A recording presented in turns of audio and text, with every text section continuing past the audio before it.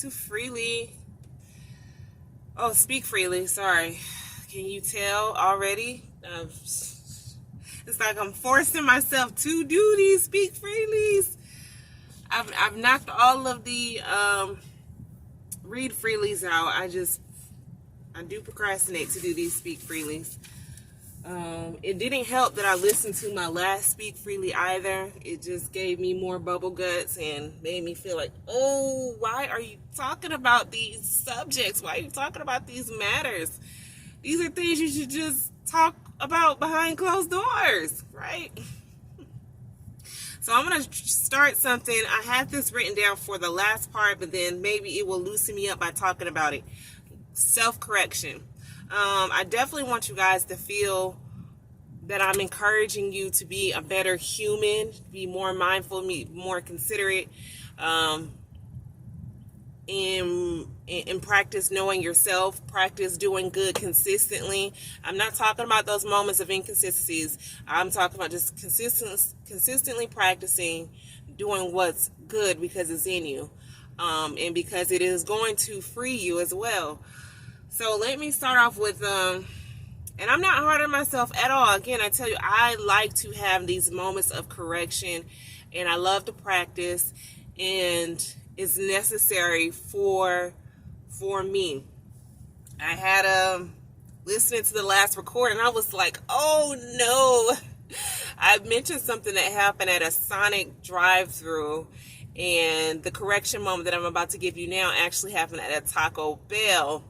So, moment of correction. I waited in the line for about 30 minutes or so on my food delivery gig, and waited in line for 30 minutes or so. It was after midnight, and I get up to the intercom just for this woman to say, oh, we're not taking blah, blah, blah, blah, blah. We're not able to get the orders for some reason.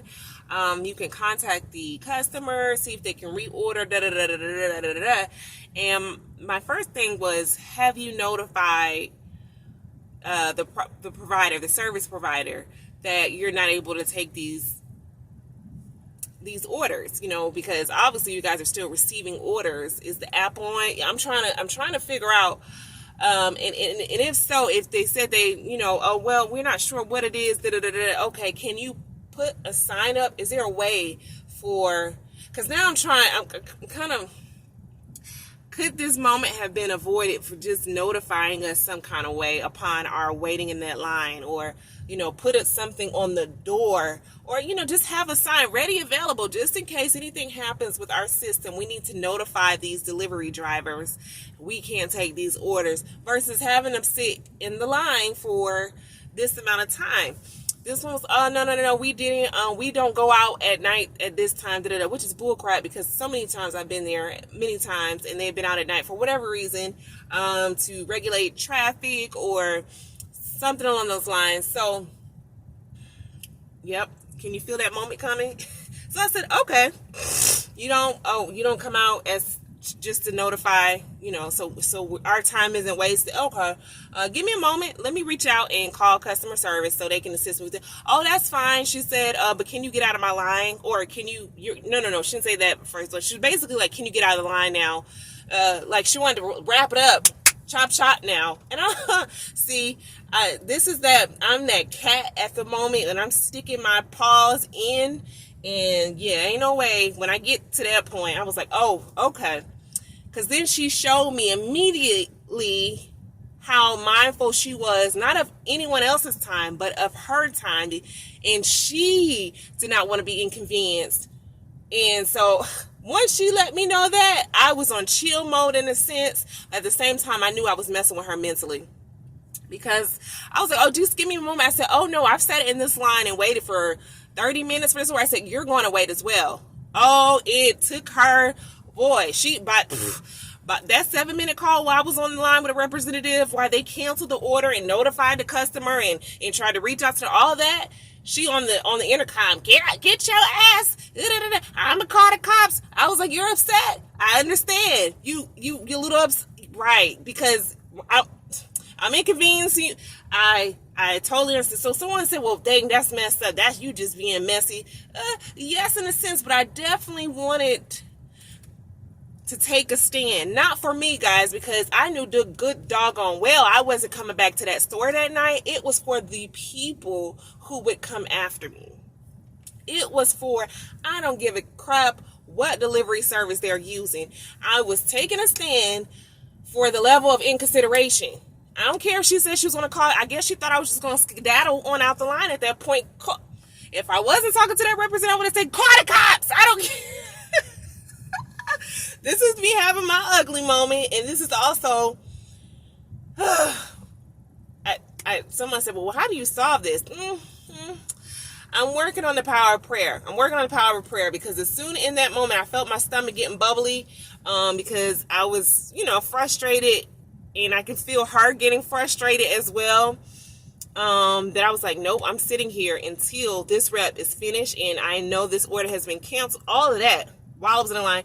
Other people behind me were getting upset because you don't know at this time what type of food cravings people have, what has been in their system.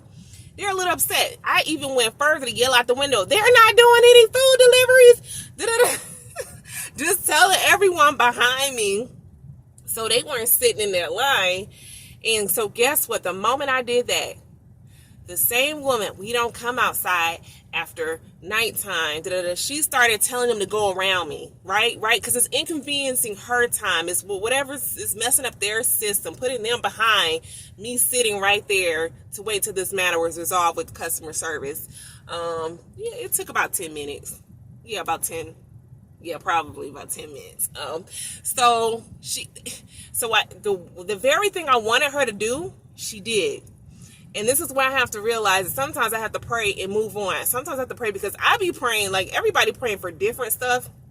I pray for correction. Sometimes I pray, let it be swift if it's intentional, because I'm praying for swift correction in a sense of a defense mechanism, because some people think that they just gonna treat other people any kind of way. And this is what bothers me sometimes, because there are some who feel because they are a Christian, don't touch my anointing, like messing with them is not like messing with anyone else.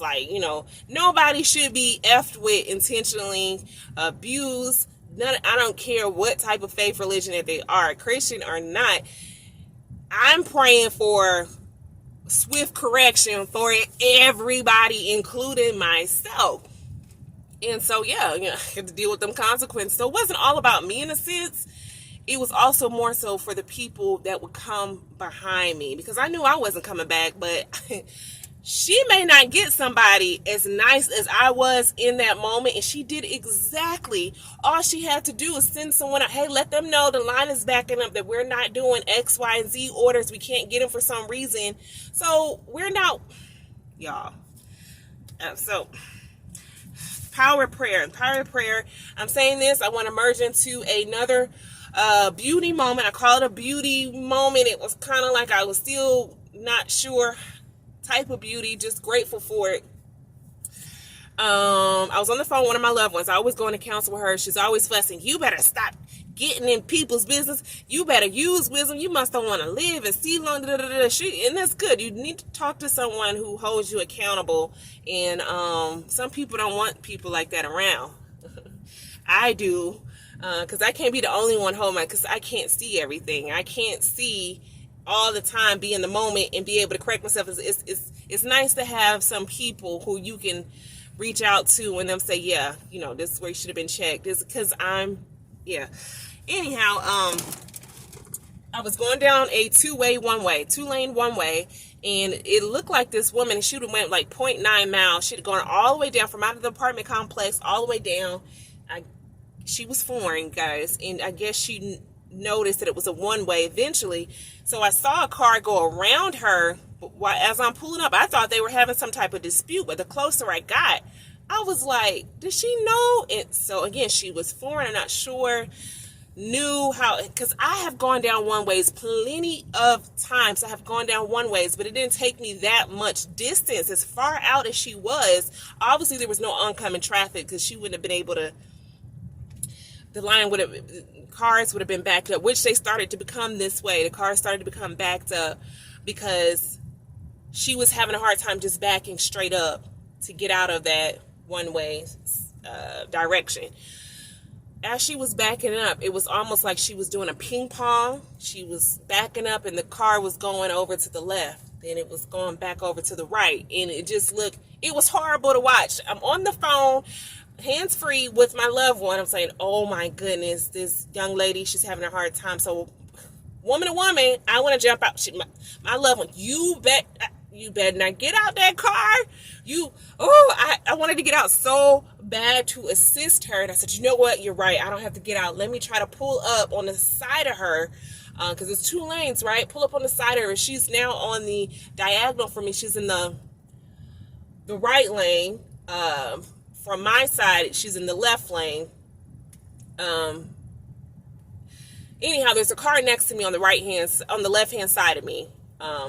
And I'm trying to go forward so I can pull up next to her window. Then she pulls in front of me trying to back up. And I was like, oh, now I can't go forward just to roll my window down to let her know just to back straight back. Anyhow, now there are cars behind us honking because they can't see what we see. So we're slowly going up as she's backing up. It was just horrible to witness. But guys, what I'm telling you is the power of prayer. The gentleman, guess what? The gentleman behind me, not 2 cars back, not 3 cars, the gentleman behind me. Obviously, he saw me with my window down trying to yell out to this young lady, even though I couldn't get right next to her on the side. He got out to intervene. He was also foreign. I said, wow, what? And he was talking to us like, oh my God, what if they have the same language? Why they're interacting and he's directing her, trying to help her to go backwards. The guy next to me, he American, older white guy, and he just shaking his head, and I'm looking at him like, oh, this is horrible. He was like, I want to know who gave her the keys to drive that thing. And I'm like, oh, yes, because we're, thinking, okay, she's foreign. And then he was thinking that, and then it brought something to my attention. Who gave her the license? I don't know how that works. I don't know if she's in a rental car, and the dangers, right? The dangers her life was in. Could have been the power of prayer. Know your gift. Know your gift. If you're a person who's able to pray and things happen immediately, know your gift and do not use it for bad. Do not use it for evil. When I'm saying evil, I mean, just because this is not, to me, Satan and God. Just be mindful of your prayer, but it is a tool and a weapon that you can use a lot of the times to combat things. So I felt like a little punk, I ain't gonna lie. And my loved one happened to be on the phone. I just didn't know. It didn't sit well with me. I was grateful that gentleman, out of all the places he could have came from, was right behind me. I had mixed emotions. Felt like I should have jumped out and been hands-on. Then I saw something on YouTube where all these cars jumped in to help lift this motor vehicle. They all jumped out. They all ran up to help this car, flip this car over. He ran over a motorcycle with 2 passengers on there, or 2 riders. And I don't know how this guy was going so slow, and he ended up going over. I'll put the video up so you guys can see it. And my heart, I needed to see it. It came at the right time, and to see good Samaritans step in so quickly. And a lot of them were men. I think a lot of them were men. But I'm just saying, everybody has a role to play. And you have to know sometimes it's okay for you to be on the sideline. Just if prayer is where you're good with this, exercise it swiftly. And other people, they may be gifted in other areas. I'm not saying to put yourself in harm's way, but I said, if that happened in front of you, would you be able to jump out and assist? Dealing what I'm dealing with now, because this is my journey, learning how to pick and choose my battles wisely. That incident at Taco Bell, I'm still learning, guys, because I knew exactly the results that I wanted, which he ended up doing, but yeah, there could have been definitely a better way. Me going back the next day to report it to management, me writing a complaint. It would not have happened as swift as I would have liked for it to, but it doesn't mean that it would not have resulted in change. Hopefully that night, though, they may have been more considerate to the other people with their time, just as they wanted people to be. So you got to be careful. I have a teaching nature. So I thought giving her that was, in a sense, giving a bit of correction indirectly. Sometimes when you do this, it's called mimicking or mirroring. Mirroring. It ain't rolling off, obviously. Just leave it alone. Y'all know what I'm saying, though. This doesn't work all the time, especially if that person is not doing something intentionally. And a lot of times, you have to be careful if you do have the gift of praying. You have to be careful that you're not having that swift correction with those who are. Some of my prayers are like, let them get what they're getting quick, fast, in a hurry on 10. And when it comes to them, let them know in that moment. That's what type of prayer I be doing. I don't care what y'all say, how evil it is, because that's only if it's intentional. Because some people are in the practice of wrongdoing, and people are victim to that type of thing. So it's not even saying something to someone at that time. It's not even going to help. But again, it's all about the intent. It's all about the intent, because you might do something to someone, they do it to you, it doesn't bother you. But when you do it to them, it bothers them. You can't really treat everyone the way you want to be treated. Those are those slogans. You need to treat everyone accordingly. You have to learn people. Sometimes but in a general sense, yes, you want to practice that, right? You're not getting to know everybody on a personal level, day-to-day basis. You just met this person in the grocery store or at the gas station. It's quick. So yeah, those are generalities that you want to have with practicing kindness and consideration and mindfulness. I'm babbling. So maybe I need to watch some anger. I always put myself in the mindset of Jack Nichols and Adam Sandler. What was it called? Anger management. Maybe I need to watch some videos, guys, to work on what I'm dealing with. I feel I do a lot of self-therapy, self-counseling, and I see the growth in me, but I don't think I'm ever going to get to the point where I've mastered something. I just like to deal with it on a daily basis, and everyone is capable of ugly. Everyone is capable of beauty. Men can be beautiful. Acts of beauty, acts of kindness. Yeah. All right, we're at 18 minutes, so that kind of loosened me up, talking about myself and correcting myself a little bit. I'm going to go further into some of the feedback that I got from that last Speak Friendly about talking about homosexuality. I know it's going to be stepping on a lot of people's toes, but I get these signs, and it pushes me, encourages me to move forward. I'll put it up here. I drove by a church that had the rainbow sign on it and said everyone is welcome here, or something along those lines.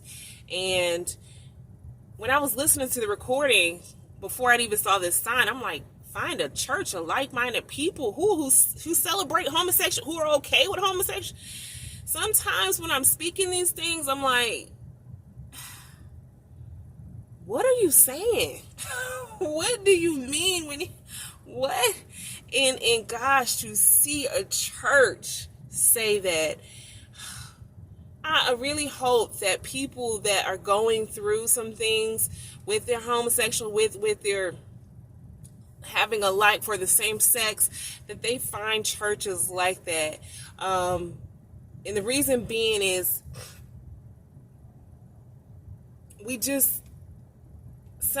some people, again, do take the Bible literal in every sense. Every sense the Bible is taken literal. And I can't even tell you what part should be taken literal and should not be taken. I'm learning too, but I still want to enjoy it just for its beauty. But it can, the way, how can I put this? I wrote it down somewhere. My concern with the Bible is the readers, not the content necessarily, right? What I mean by that is, come on, yeah, now I'm going to start looking at what I've written. Some don't question the time, the error, gosh, if I can understand my handwriting, or the laws of the land during some of those scriptures, during those times. All of those have an influence. All of those shape what was put in and what was taken out. So many things I look at, for instance, blood sacrifice. That's not really an open practice. I said an open practice because I know good doggone well it's still occurring. Blood sacrifices, human sacrifices for gain and some other you think it's not happening. Okay, you need to do some research on that. But in the Bible times, this was normal. Human blood sacrifices and animal sacrifices. There's one of the scriptures talk about, I'm not going to spoil it because I think it's in Genesis, taking his son up, and he was taking his son up to offer his own child. Y'all, some of y'all might not be. Some of y'all might not even want to go there with me. What I'm saying is some people are not reading the Bible in a sense of allowing their education, their knowledge and wisdom, evolution. They don't take any of that into practice when reading. Some of them still take it so literal. What else are some practices that you might come across? Like incest. We're talking father and daughter. We're talking, what is another one? Uncle and niece, brother and sister, full-blown romantic relationships. These things are not openly practiced. I don't know what's going on in private, but hey, statutory rape. These young women, some of the men too, were married at ages 12 through 15. What? The mindset of a new world era, the mindset of education and wisdom in a way it should be given as time passes. It's not applied often when reading the scriptures, and people just want to choose, and it's a ball of confusion in a sense, because how does one determine, right? I don't know. But at that time, heck no, nobody really wanted to be openly gay or openly lesbian. But it was there. It has always been that way. It's these people did not start having these natural feelings in 2022 or in 2000. It's y'all generation. It's y'all. No. It's been since the Bible days. But who wrote the Bible? What type of influence in manipulation and control were they trying to implement? Like, people don't really, I'm just going to leave it alone.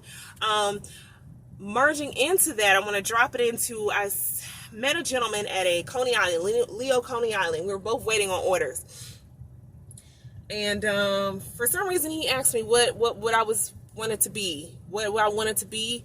What were my aspirations, and I told him what I was doing. I told him what I was doing on YouTube. I didn't give him the information because I don't really want anybody to start discovering the channel yet. I want to wait until I'm completed with Genesis. I kind of like this level of intimacy that I'm having with myself, of going through the journey. It's public, but yet it's private at the same time. It's a weird pleasure that I'm getting out of it.